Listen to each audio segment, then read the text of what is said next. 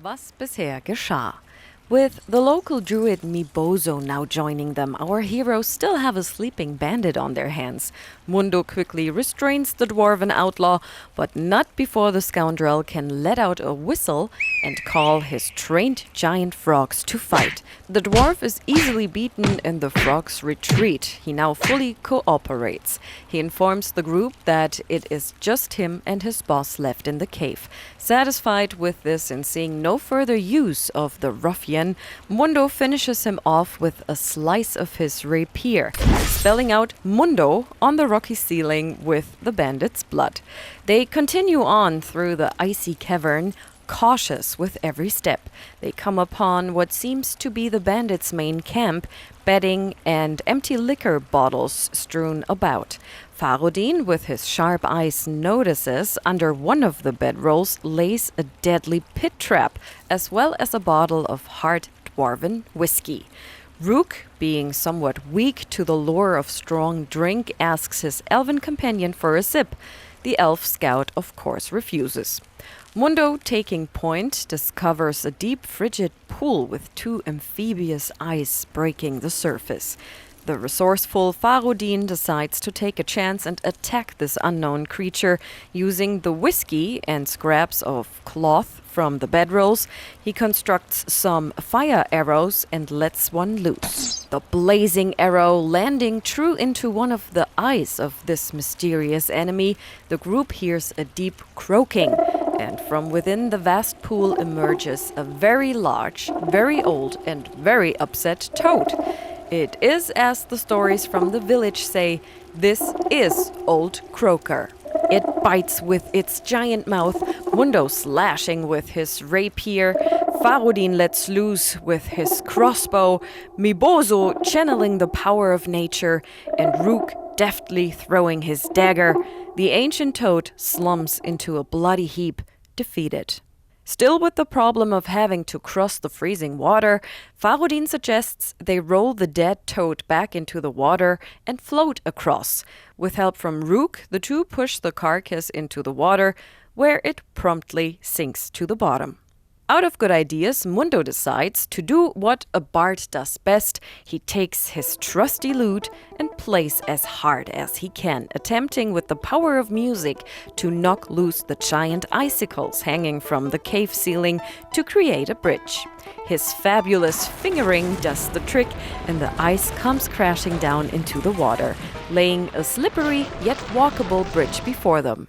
Now across, the group witnesses two figures deep in prayer, an elf whose face is covered in dragon tattoos and a dwarven woman who bears the same marks of sickness as seen on Tulgi. This is no doubt her sister Hulil, leader of the bandits and a priestess of the five-headed dragon goddess Tiamat.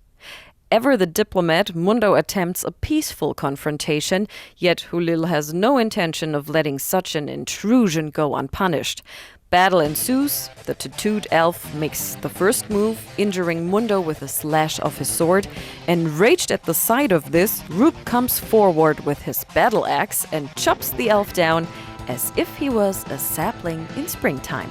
Not flinching at the sight of a servant laying in pieces before her, Hulil attempts to show Rook the extent of her dark power. Yet Farodin lets fly another arrow, catching Hulil in the shoulder, halting her cast. With her other hand, the dark servant of Tiamat blasts the dwarven barbarian with radiant fire, burning him quite badly. But the group proves to be too much for her. Mundo, with a fine swipe of his rapier, ends her casting and her life. Bloodied and tired, the party gives a sigh of relief. Yet their troubles are not over. Mundo, maybe getting a little too greedy, opens Hulil's chest, setting off a trap that infects Mibozo with the mysterious illness. They find Hulil's journal inside and learn that Hulil believes that she has a disease called frigid woe. Though she doesn't know any more about the disease than its symptoms, she's heard rumors that explorers in Eiselcross sometimes succumb to it. She has guessed that her affliction was caused by one of the blue vials Tulgi stole from Pelk's Curiosities, originally sold by Ergen Wenth. The vial was cracked, revealing that its lovely color was the result of a dark blue dust clinging to the interior. Needing quick cash, she sold the other vial to Irvin, a human merchant staying at the Jolly Dwarf in Palebank Village while traveling with his family to Otherdern. With this new development and the clock now ticking with Mibuzo, the party heads back to town. They find Irvin and his family happily enjoying a meal in the Jolly Dwarf, completely unaware of the danger. After explaining the situation to Irvin, he gladly gives up the vials and retreats with his family to their rooms.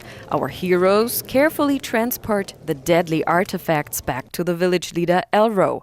Elro is happy to see the band of adventurers alive and mostly well, but things turn grim once he sees the vials. He explains he must study these objects and that the party has earned a rest for now. On the dawn, the group will learn their fate and if there is any cure to be found for this frigid woe.